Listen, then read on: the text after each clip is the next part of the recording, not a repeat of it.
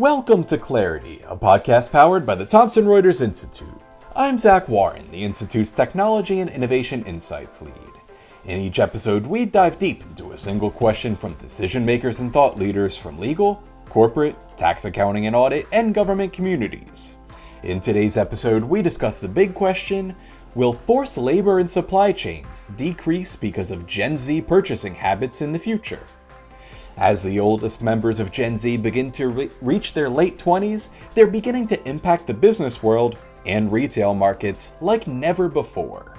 There's been a lot of talk out there about how Gen Z's buying habits differ from other generations, but perhaps less so on how their values impact those buying habits.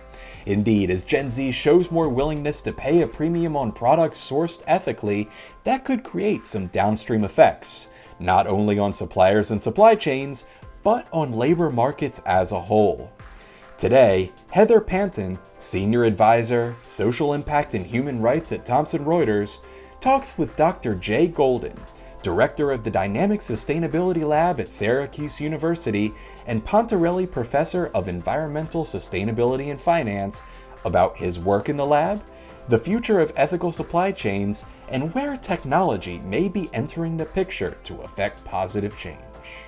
Jay, you and I have known each other for a few years now, and I'm pursuing my executive master's degree at Syracuse Maxwell School of Public Policy, as you know, and you kindly agreed to take me on and supervise my Eisenhower USA Fellowship in 2023, which sponsored field research in Southeast Asia on ethical labor. And since then, we've been able to expand that collaboration between our organizations to really go deeper on the topic of forced labor and global supply chains. So before I get into our joint research efforts, could you just walk us through why you started the Dynamic Sustainability Lab? What does it want to achieve? And maybe some of the collaborations between the lab and Thomson Reuters to get us started. Yeah, no, I'd be happy to. So I've been very fortunate in my career to have been at some wonderful universities, research-intensive universities, and in different roles, all the way including a university president. But when that was done, it was a soul-searching effort as to what really makes me smile. What do I want to do? And that is to work with the next generation, the undergraduate and graduate students who will be our future leaders in what we're generally talking about sustainability and preparing them for the workforce, but more so taking the theory that they're taught in classrooms by great faculty members, but applying it to real world issues and doing it in a very professional manner. And the best way that I felt we could do that was to be basically a mini consulting firm, just like the big firms, where we take students from different socioeconomic backgrounds, different geographies, different majors, engineers with communication, with finance and policy, et cetera, and have them work for both government and industry clients for at least a year. These projects, some of these projects continue on, like with Thomson Reuters, for multi-year. And so what we try to do is not, these are all the wonderful opportunities for sustainability issues, but rather, whether you're a government organization or you're a private business, enterprise, multinational, or the general public, what are the risks and unintended consequences and best management practices to address many of these issues? And to us, while there's issues of energy and climate and water and all those things, there is nothing more important than the issue of forced labor. There's just so much to it. And if we could make some type of contribution in regard to reducing that and raising the awareness, that's just an aspiring thing for myself, the other faculty, and especially for the students. And that's a really good point, because you're undertaking such great work, specifically on forced labor. Some of it's first of its kind, which is really exciting for someone like me to see. But why collaborate with someone like Thomson Reuters from your perspective? Why not go it alone? Why are you eager to collaborate with a private sector entity? Yeah, great question. So we have typically 40 to 50 paid student research fellows. They can bring incredible enthusiasm, expertise in regards to data research, modeling, all those wonderful things. But what they lack, and what I cannot fill the gap in, is the operational understanding. So, too many times, recommendations or even observations are done with blinders on, not knowing the real world constraints. Those could be policy constraints, organizational constraints, economic constraints. And so, working with Thomson Reuters, I mean, look, you yourself are one of the world renowned experts and leaders within forced labor. And you don't work in a silo. You have, as I have met, incredible colleagues throughout the organization who also have that enthusiasm that they want to impart the knowledge to these students. And so it's just a very symbiotic relationship where for you, your day-to-day activities are very consuming, but there are real world questions and research that can be done to help supplement what you're trying to do in the overall mission. And that's why the pairing of the organizations is just a wonderful opportunity. Well, that is very kind. I know we're thrilled. It's always great from the practitioner's perspective to be able to see what's playing out in real time. But I think having the strength of an academic institution behind what we're trying to do gives us a level of credibility we just cannot do without you and the students. So it's definitely the feeling is more than mutual.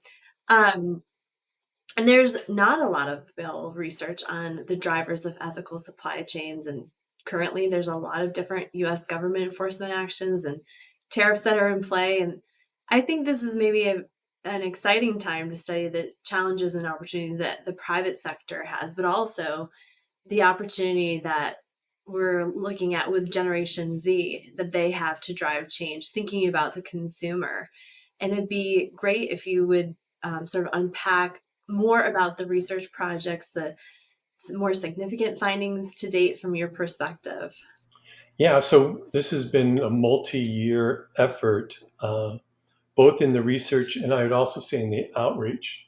So we started with you and then with other researchers just trying to do the baseline, right?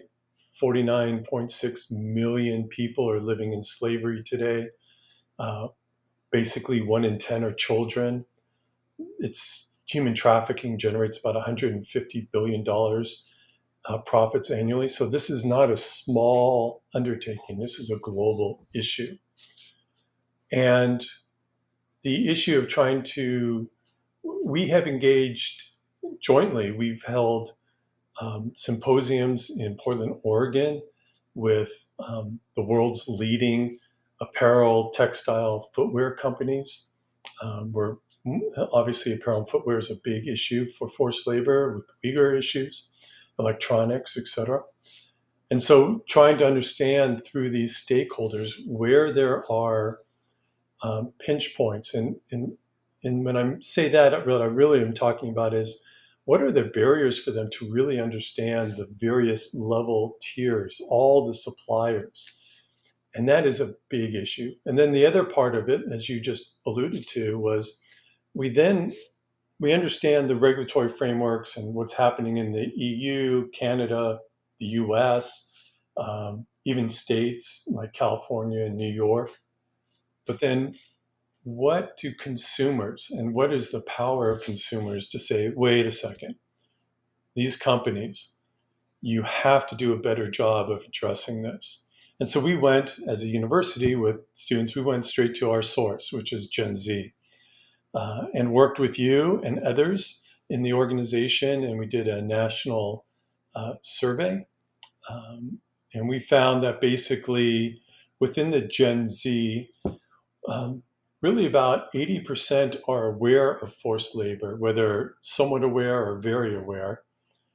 But importantly for us is, yes, they were very clear that cost is very important to them. It's the number one driver, and that's why we have fast fashion.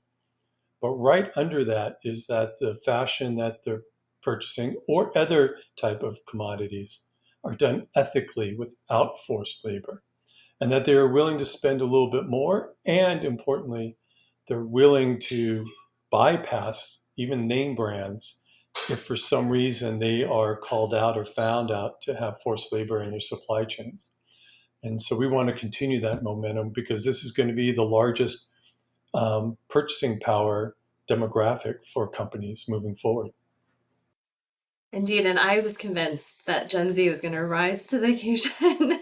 And so, um, it was great to see that not just anecdotally, but reflected in the research and even to see some say that they'd be willing to pay maybe twice as much for a good if it was made without slave labor. So, it's great to see that on the horizon. I'm curious, like, what do you think the implications are for businesses and policymakers, given that Gen Z is getting older and they're soon going to have the most purchasing power? And then how could they adapt to this shift in consumer behavior? Well, I think you're right. There is going to be, I think, more and more pressure.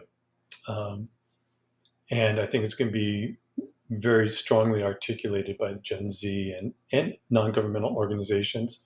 I also think retailers themselves are going to be feeling this pressure as they do, and will be trying to make greater effort uh, in regard to the traceability and the transparency of their suppliers. Those could be brands, manufacturers, all the way down to the feedstocks. But companies recognize without question that they need to address this. And it's not just because of the Gen Z consumer, but as you talked about earlier, in the US government, better than most, we obviously have the proponents, you're innocent till proven guilty, but when it comes to the importation of goods that is suspected of having forced labor, coming from forced labor, it's a different story. And so there is a real economic driver for these companies not to have their goods impounded at the borders for both economic as well. They may be critical for other parts, other components that they're trying to manufacture and sell. But it's an interesting time.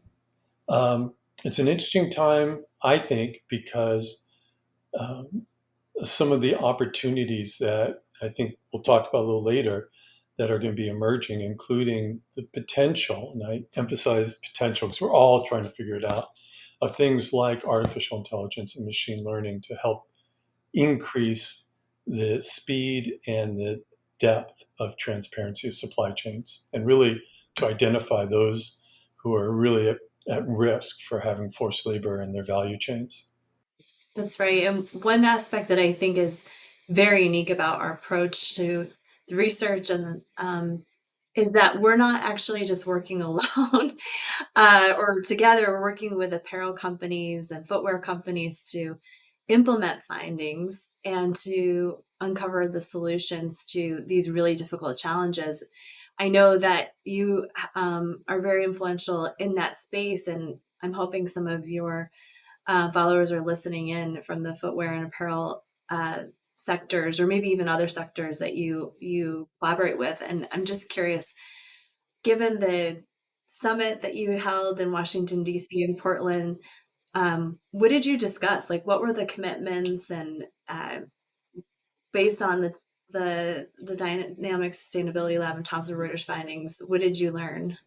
Yeah, no, that's an interesting question. So I want to even back up a little bit with that. So I had the opportunity when I was at Arizona State University is to found and co-direct the Walmart Sustainability Consortium, which was about 150 of the world's largest companies, but in various industrial sectors.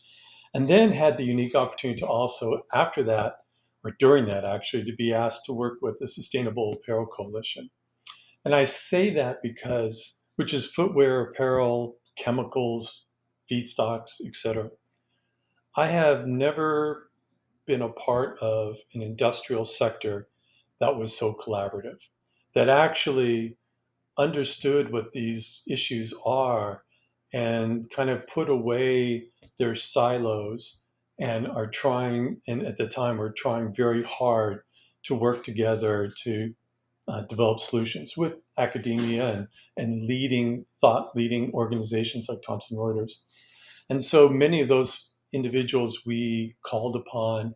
We did our first symposium, as you said, in Portland, Oregon, and did the second one in Washington, D.C. And I will also say with that, we were very fortunate to have customs leadership from both the Biden administration as well as the new Trump administration participate. And I think one thing the listeners of this discussion should know is this is one area of forced labor where there is bipartisan agreement that there is no drop off on either end of the spectrum, and both leaders and administrations fully committed. But what we did learn was it is, and reinforced, it is just very difficult right now for companies to really have a good insights into their suppliers and to where a lot of these feedstocks, if we're thinking of cotton or chemicals or other type of bio feedstocks, as well as the sewing and the labor, and that is probably the biggest impediment.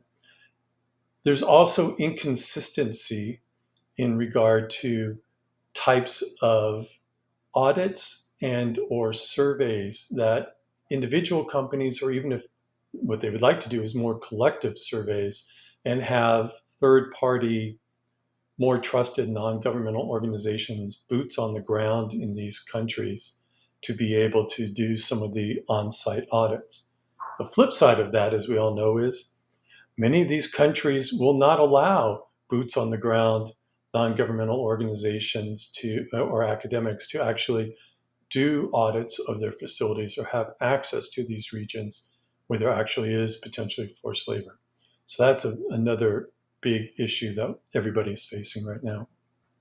That's right. It's exciting to see how this group of stakeholders that you're convening is then influencing more broadly the global community. And I'm curious how they've influenced the conversation around sustainability and social responsibility just in the business world. Can you talk a little bit about that? Yeah, I mean, and right now is a very interesting time in the world of sustainability. And that is not a state, the one thing I never mentioned was we're a nonpartisan research and think tank. Um, so when I say it's a very interesting time for sustainability, certainly there are changes in policy with the new administration, but they are not constrained to just our borders. There's changes happening in easing of sustainability regulations and policies in the EU right now. But what's interesting is these companies, and we're actually doing research right now that's complementary to what we're doing with you and your team, and we let you know about it, fitting into where there are changes in maybe governmental policy at national level. We're seeing increase at state level, but companies are still investing in sustainability policies, strategies, and technologies because they understand that Gen Z and the other consumer pressures. And they also understand, for the most part, it's very beneficial to them with the bottom line. You minimize risk, and many times you minimize your operating costs, et cetera. You develop within your own organization as well as consumers and customers brand recognition and brand allegiance. All these things are very important. So they're able to take what they've been trying to do within sustainability and focus that same energy and some of the same tools and approaches for forced labor. And so we'll see what the outcomes are. I think the footwear and apparel is certainly a leader, but companies that are in electronics and solar PV and other types of industries where it may not be bio-based crops or labor issues there. It relates to where many of these critical earth and rare earth minerals are extracted, which have equal issues. And they're very complex. If you give me a sec, I mean, the notion that we've seen Tesla do this, and I applaud them, where they wanted to move away from certain critical minerals in the DRC, the Democratic Republic of Congo, because of artesian mining and youth that are doing the mining many times. It's not big, organized companies that are doing it all the time. But we have to think of these unintended consequences where those juveniles or young adults that are doing this might be the only set of income for their families or their community. So how do you balance that? Because if you have quick reactions, you could have real significant and unintended consequences with civil unrest and other issues that can be just as bad for those who are working in forced labor or underage labor. And so we have to be really thoughtful and try to ensure that we don't cause more problems by addressing a certain set of problems. And an opportunity for the corporate sector to help improve conditions, or to say, okay, we're not going to tolerate child labor, but we're going to make sure that there is no forced labor, and really use the muscle of the private sector to improve things in communities globally. Yeah, I health, think education, exactly. it's a real opportunity, and we are seeing some of that taking place. I think that's why it's so critical that the private sector is not seeing this just as a risk opportunity, but really to align it with their values, because they are very influential. Yeah, and the One other component is, I'm sorry, is financial institutions. So you have these investors, they could be California Teacher Pension Fund, or it could be BlackRock or Goldman Sachs or whoever it might be, are also putting pressures on these because they have their own set of human rights and sustainability criteria, and they want to make sure those organizations, those companies that they invest in, do as well, and do no harm with the money that they're being provided through investment. I hope so. I think there's only so much that government agencies and intergovernmental organizations can do, and I continue to work with them. They do really righteous work, but it's going to take, I think, another actor, which we've seen some success with that. So we'll keep our eye on that. One thing that you mentioned at the earlier in the program is this opportunity for us to talk about artificial intelligence and machine learning to improve supply chain transparency. That couldn't be more timely. And I'm just curious, like, what problems do you think should be targeted first? What data signals matter the most? And what's sort of your working hypothesis on how to mitigate the known AI risk while improving timeliness and accuracy? Yeah, and I think we have to put AI and machine learning in context, and I'm going to age myself here. So when I was an undergraduate, we were writing BASIC and COBOL, and we had one of the first laptops, and for those who are my age, taking your landline phone and putting it on a speaker, and that's how you communicated. My point being, though, that was the pinnacle of where we transitioned from typewriters to computers and software, and it changed the world and the internet. And that, in my mind, is where we're at the same inflection point now. So, for all my students and across the courses as well as the lab, everything now has an AI component because it is going to potentially revolutionize and be that fourth wave as people are talking about. When it comes to forced labor and to extent sustainability in the same pathway, think about, for those who are listening, so I have, let's say, 50 researchers in my lab. All speak English, probably 15 to 20% might speak a second language. All have some sense of certain government and industry websites they can go to, databases they can go to, etc. And it takes them a lot of time. Now think of having a tool that says, look, I can, as your AI tool, I can research data and databases from every country that publishes.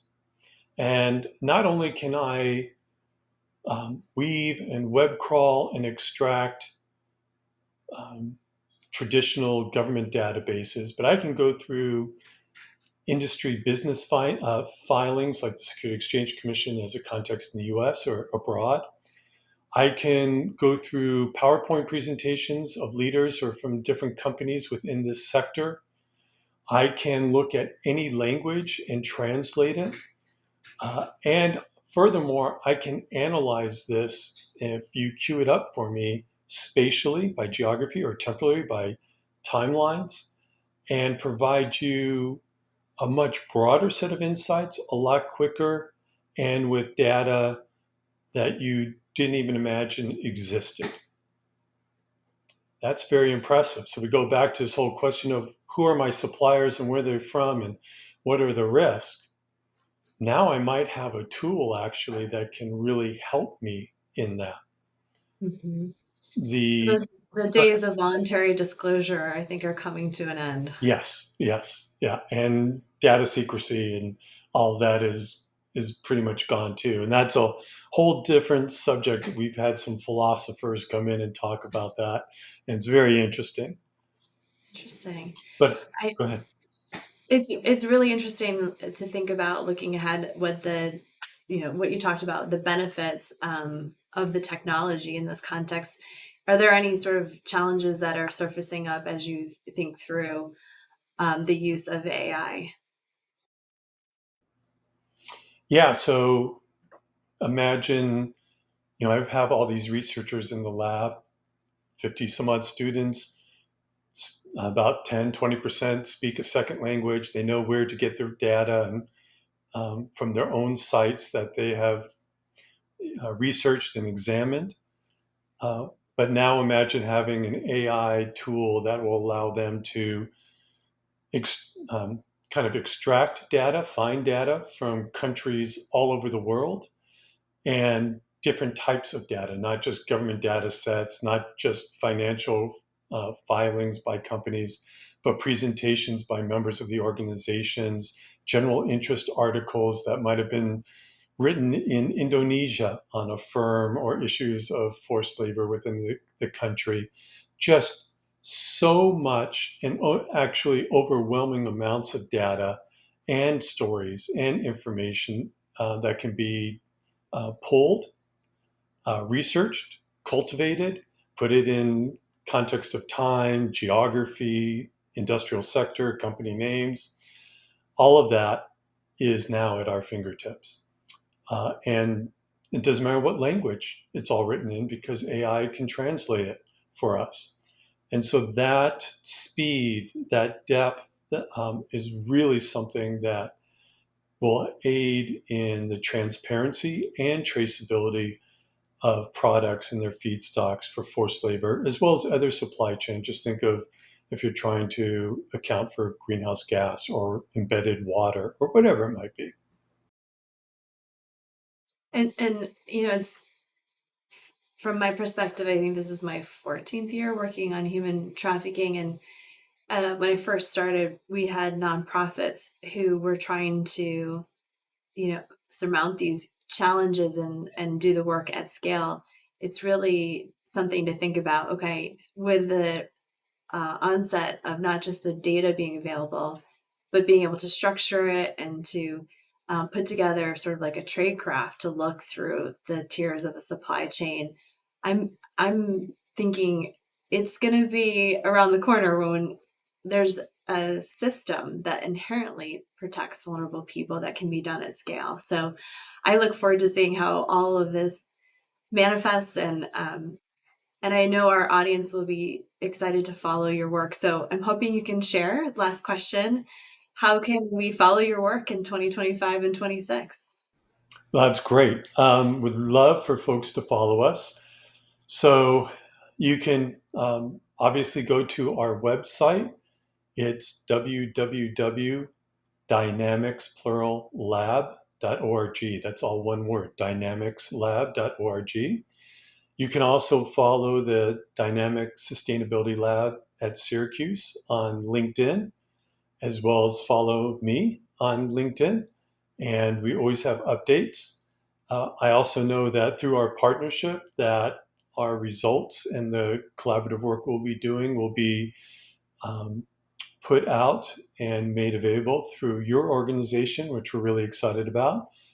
I would also just add two quick things. One is that jointly we're going to be, through the Dynamic Sustainability Lab, issuing a survey national and international, for organizations, both government and, importantly, private companies, on how they may or may not be using AI right now for transparency in their supply chain. So if you're interested in participating in a very short survey, we all know there's survey fatigue, please email me. You can get my email through the website, the dynamicslab.org website. And then we will also, in the beginning stages of planning, a updated symposium on forced labor in Washington, D.C. in spring of 26. And also, if you're interested in attending that, please reach out to us. Very good. Dr. Golden, Jay, thank you for sharing your insights with us today. We're so grateful. And to our listeners, thank you for tuning in. Be sure to follow our work this year with the Dynamic Sustainability Lab. Thank you. Thank you, Heather and Dr. Golden, for your insights. I did love hearing about the work of the Dynamic Sustainability Lab, the collaboration with Thomson Reuters, and what it's trying to achieve. Because as Heather noted, now is a spectacular time to not only gain more insights into the future of the supply chain, but to actually affect change. As both noted, the conversation around the supply chain's shifting dynamics is only beginning, so stay tuned for more insights and more impacts from the collaboration. Thank you as always for joining us for Clarity, powered by the Thomson Reuters Institute. You can follow or subscribe to this podcast on your favorite podcast platform, and don't forget to share with your colleagues and leave a 5-star review.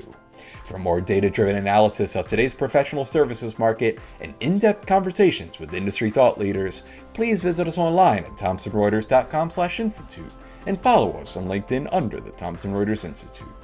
Clarity is a production of Thomson Reuters, copyright Thomson Reuters 2025.